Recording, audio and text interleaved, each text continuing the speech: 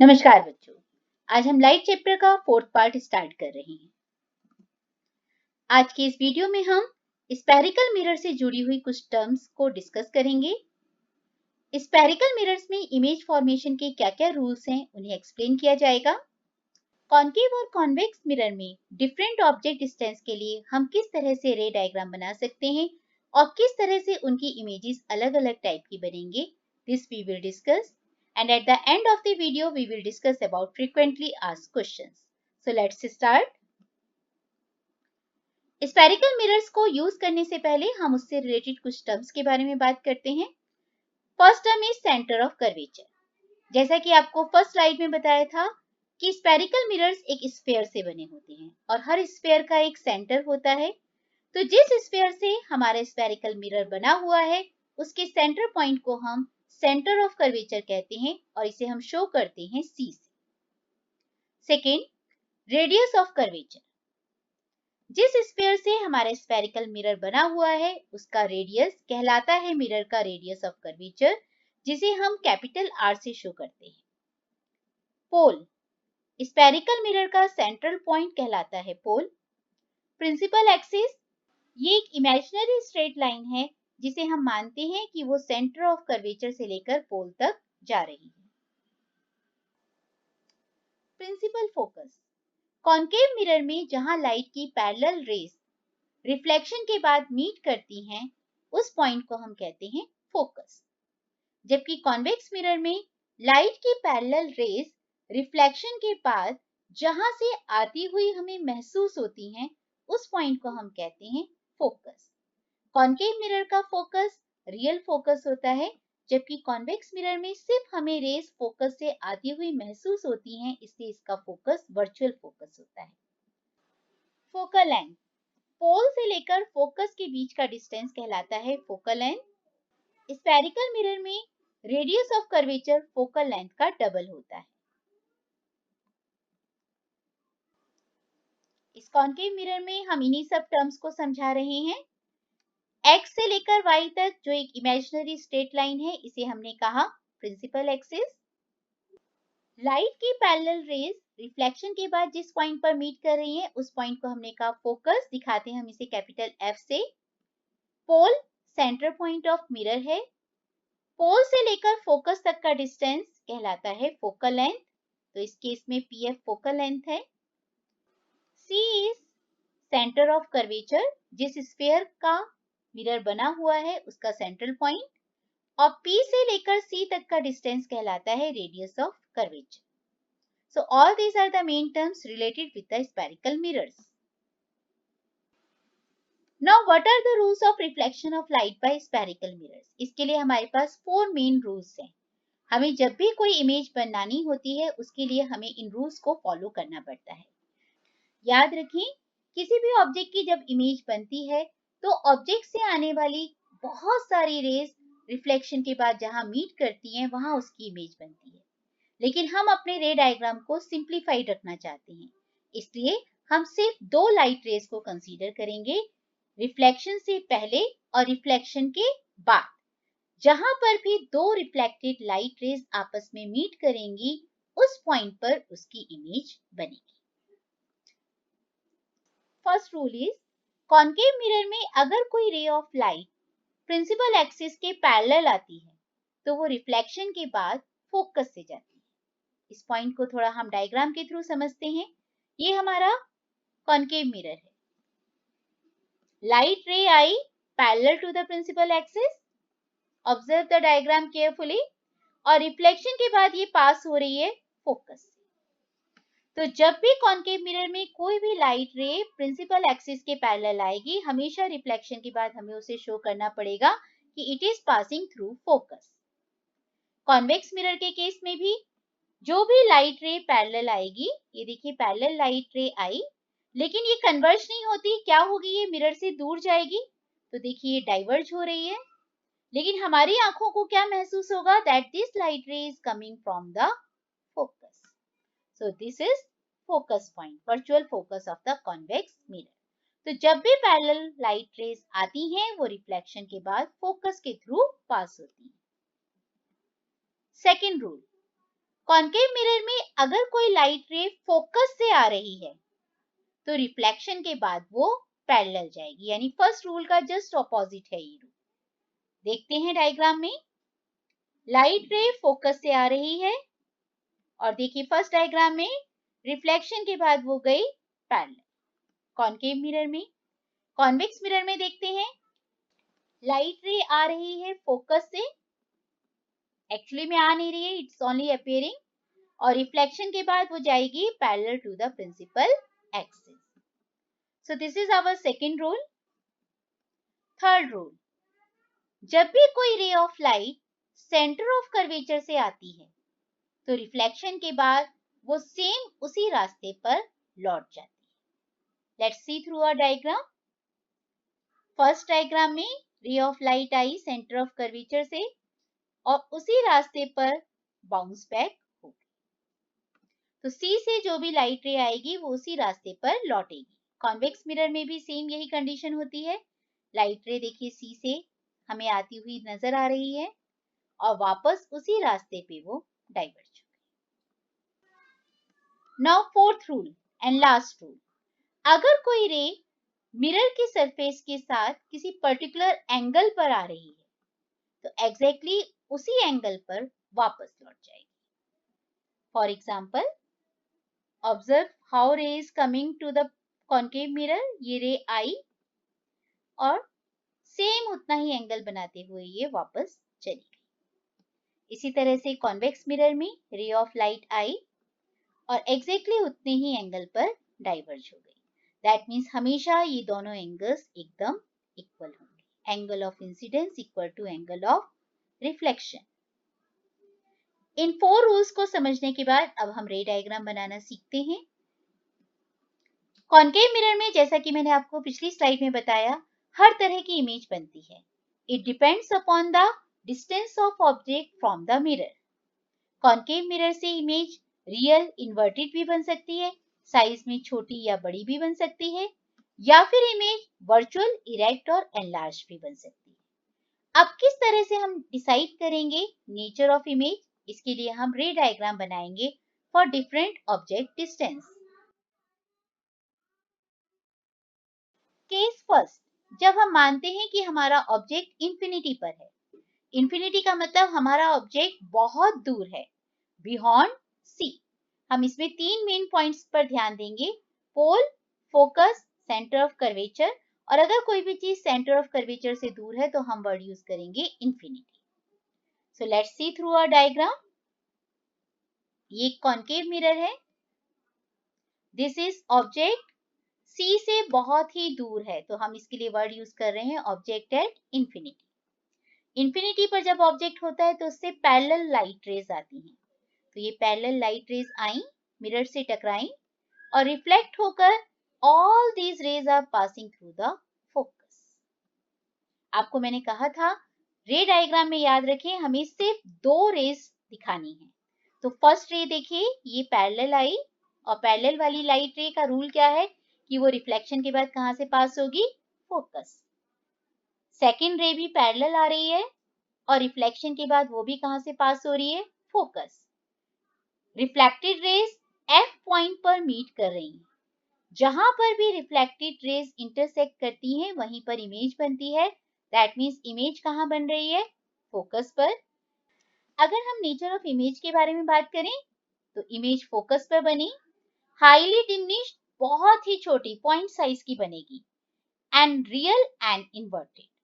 Real क्योंकि reflected raise actually में meet कर रही हैं इसलिए रियल है, और ये कैसी बनेगी, इन्वर्टेड, उल्टी इमेज बनेगी। एग्जाम में हमें इसके लिए रे डायग्राम ड्रॉ करने के लिए बोला जा सकता है, तो इस तरह से आप कॉन्केव मिरर ड्रॉ करेंगे। पोल से एकदम सीधी लाइन बनेगी आपकी प्रिंसिपल एक्सिस, इस पे इक्वल डिस्टेंस पर आप दो पॉइंट्स लेंगे, पीएफ जितना है सेम उतना ही सीएफ, तो फोकस और सेंटर ऑफ कर्वेचर को मार्क करेंगे। जब हम कहेंगे ऑब्जेक्ट इंफिनिटी पर तो थोड़ा सा दूर रखेंगे, इंफिनिटी के ऑब्जेक्ट से आप दो पैरेलल रेज शो करेंगे और ये पैरेलल रेज रिफ्लेक्शन के बाद फोकस से पास करते हुए आप शो करेंगे। सेकेंड केस, जब ऑब्जेक्ट बियॉन्ड सी है, सी से थोड़ा सा ही दूर है। आइए ऑब्जर्व करते हैं किस तरह से इसमें रे डायग्राम बनेगा। हमारा ऑब्जेक्ट है बियॉन्ड सी, ये कैंडल हमने रख दी बियॉन्ड सी, सी से थोड़ा सा दूरी पर। पहली रे ऑब्जर्व करें, पैरेलल आई और रिफ्लेक्शन के बाद वो पास हुई फोकस। तो ये एक हमारी रे बन गई।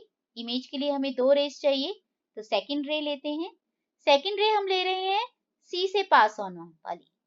तो आप देखेंगे सी वाली रे जिस रास्ते से गई उसी रास्ते से लौटी और ये रिफ्लेक्टेड रेज टकरा रही हैं।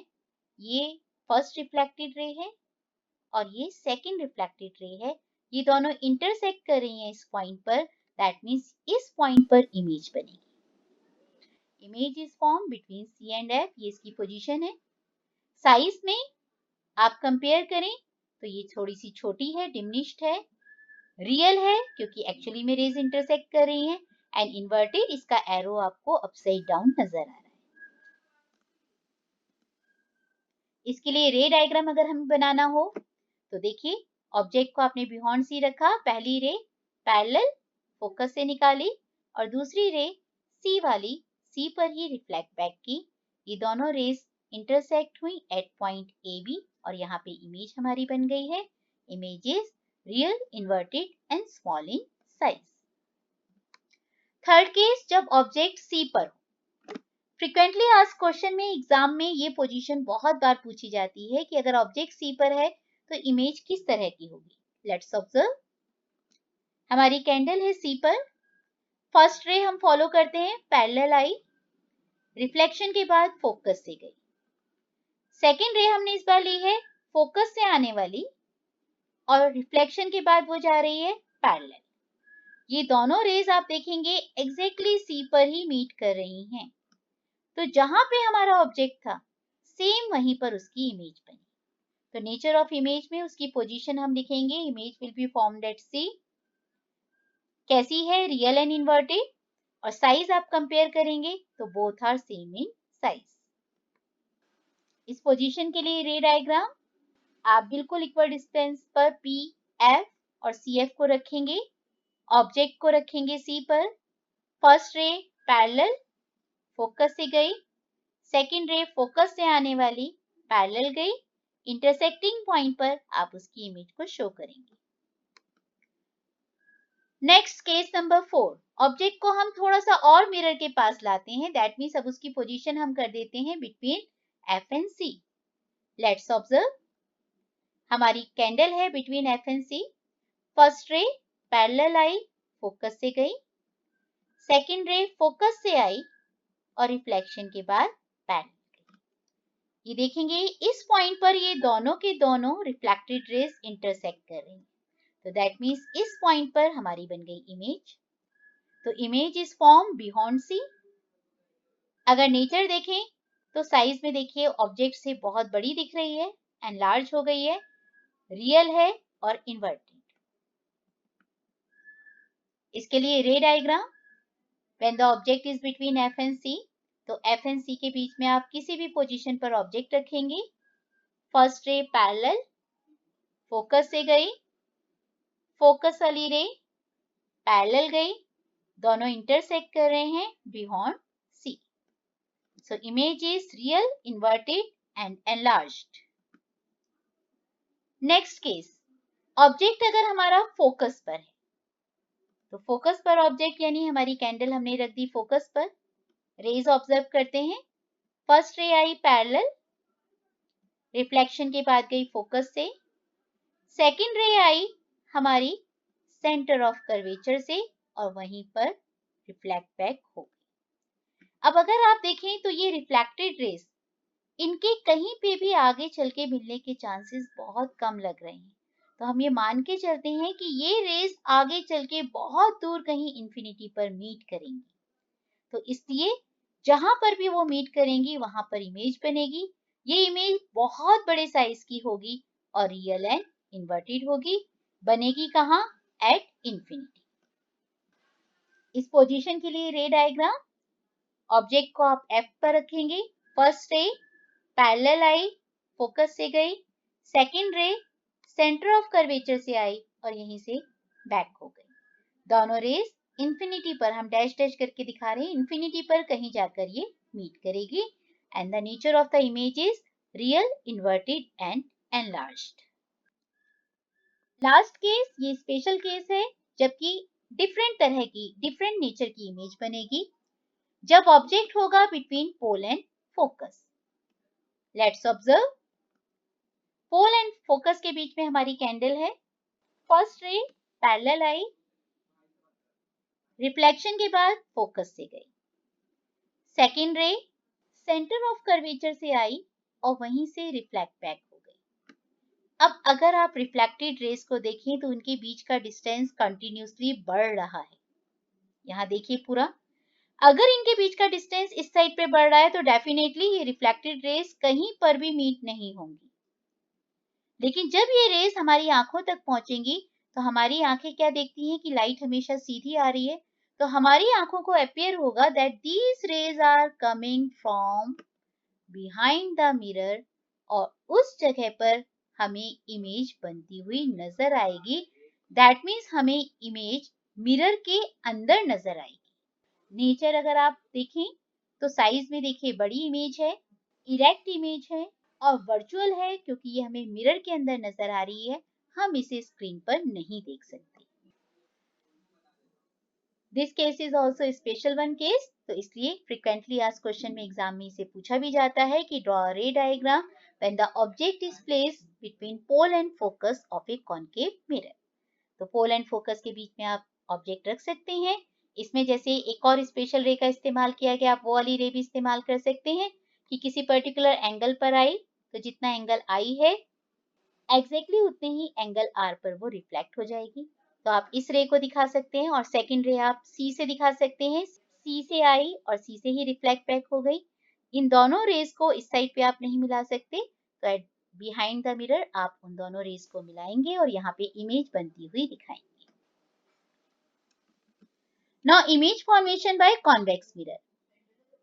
कॉन्वेक्स मिरर में जो इमेज बनती है वो हमेशा वर्चुअल होती है, इरेक्ट होती है और स्मॉल साइज होती है। इसमें हम सिर्फ दो केसेस देखेंगे क्योंकि इमेज ऑलमोस्ट हमेशा सेम होती है। तो फर्स्ट हम केस लेंगे जब ऑब्जेक्ट इंफिनिटी पर हो, यानी मिरर से बहुत दूर हो।